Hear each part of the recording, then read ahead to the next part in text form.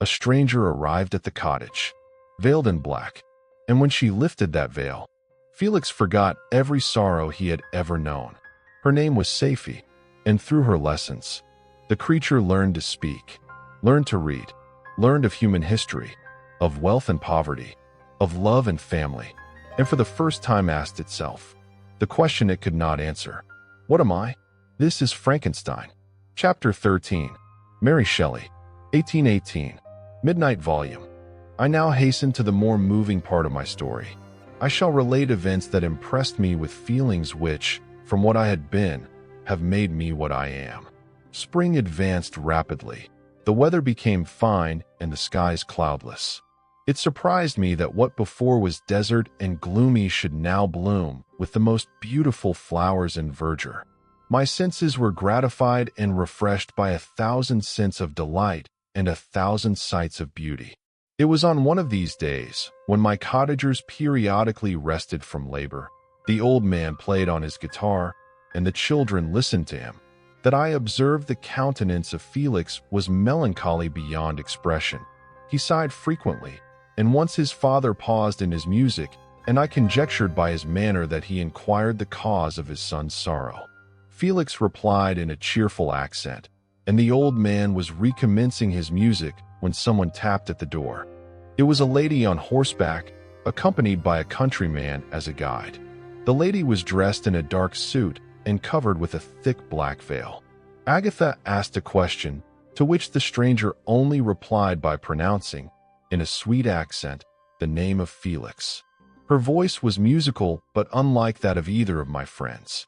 On hearing this word, Felix came up hastily to the lady, who, when she saw him, threw up her veil, and I beheld a countenance of angelic beauty and expression.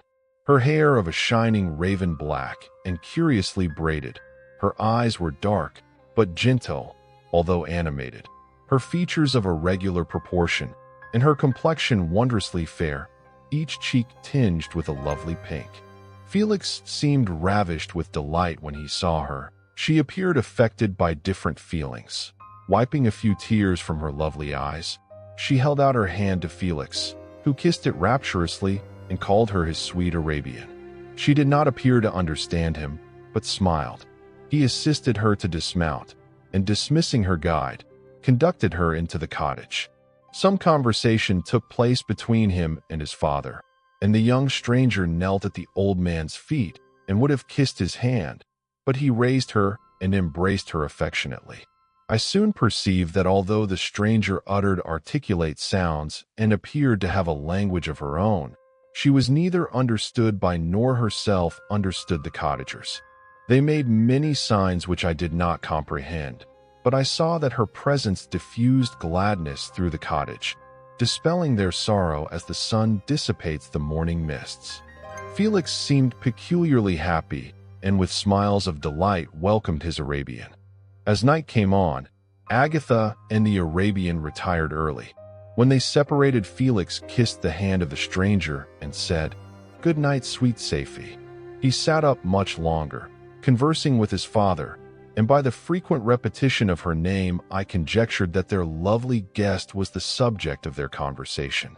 The next morning Felix went out to his work, and after the usual occupations of Agatha were finished, the Arabian sat at the feet of the old man, and taking his guitar, played some airs so entrancingly beautiful that they at once drew tears of sorrow and delight from my eyes.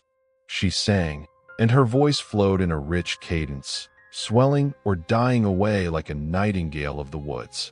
The days now passed as peaceably as before, with the sole alteration that joy had taken place of sadness in the countenances of my friends. Safie was always gay and happy. She and I improved rapidly in the knowledge of language, so that in 2 months I began to comprehend most of the words uttered by my protectors. In the meanwhile, also the black ground was covered with herbage, and the green banks interspersed with innumerable flowers, sweet to the scent and the eyes, stars of pale radiance among the moonlight woods. The sun became warmer, the nights clear and balmy, and my nocturnal rambles were an extreme pleasure to me, although I never ventured abroad during daylight. fearful of meeting with the same treatment I had formerly endured in the first village which I entered. The book from which Felix instructed Safie was Volney Ruins of Empires. Through this work, I obtained a cursory knowledge of history and a view of the several empires at present existing in the world. It gave me an insight into the manners, governments, and religions of the different nations of the earth. I heard of the slothful Asiatics, of the stupendous genius and mental activity of the Grecians, of the wars and wonderful virtue of the early Romans. I heard of the discovery of the American hemisphere and wept with Safie over the hapless fate of its original inhabitants. These wonderful narrations inspired me with strange feelings. Was man, indeed, at once so powerful, so virtuous and magnificent, yet so vicious and base? He appeared at one time a mere scion of the evil principle, and at another as all that can be conceived of noble and godlike. To be a great and virtuous man appeared the highest honor that can befall a sensitive being. To be base and vicious appeared the lowest degradation, a condition more abject than that of the blind mole or harmless worm. For a long time I could not conceive how one man could go forth to murder his fellow, or even why there were laws and governments. But when I heard details of vice and bloodshed, my wonder ceased, and I turned away with disgust and loathing. Every conversation of the cottagers now opened new wonders to me. While I listened to the instructions which Felix bestowed upon the Arabian, the strange system of human society was explained to me. I heard of the division of property, of immense wealth and squalid poverty, of rank, descent, and noble blood. The words induced me to turn towards myself. I learned that the possessions most esteemed by your fellow creatures were high and unsullied descent united with riches. A man might be respected with only one of these advantages, but without either he was considered, except in very rare instances, as a vagabond and a slave, doomed to waste his powers for the profits of the chosen few. And what was I?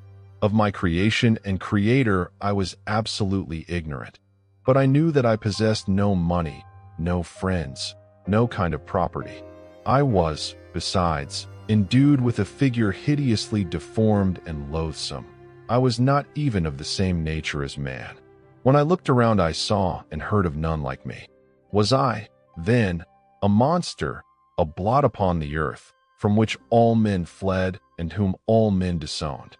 I cannot describe to you the agony that these reflections inflicted upon me. I tried to dispel them, but sorrow only increased with knowledge.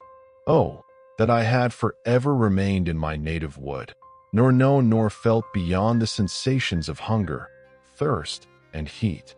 Of what a strange nature is knowledge! It clings to the mind when it has once seized on it like a lichen on the rock. I wished sometimes to shake off all thought and feeling, but I learned that there was but one means to overcome the sensation of pain, and that was death, a state which I feared yet did not understand. I admired virtue and good feelings and loved the gentle manners and amiable qualities of my cottagers, but I was shut out from intercourse with them. The gentle words of Agatha and the animated smiles of the charming Arabian were not for me. The mild exhortations of the old man and the lively conversation of the loved Felix were not for me. Miserable, unhappy wretch! But where were my friends and relations? No father had watched my infant days. No mother had blessed me with smiles and caresses. From my earliest remembrance I had been as I then was in height and proportion. I had never yet seen a being resembling me or who claimed any intercourse with me. What was I? The question again recurred, to be answered only with groans.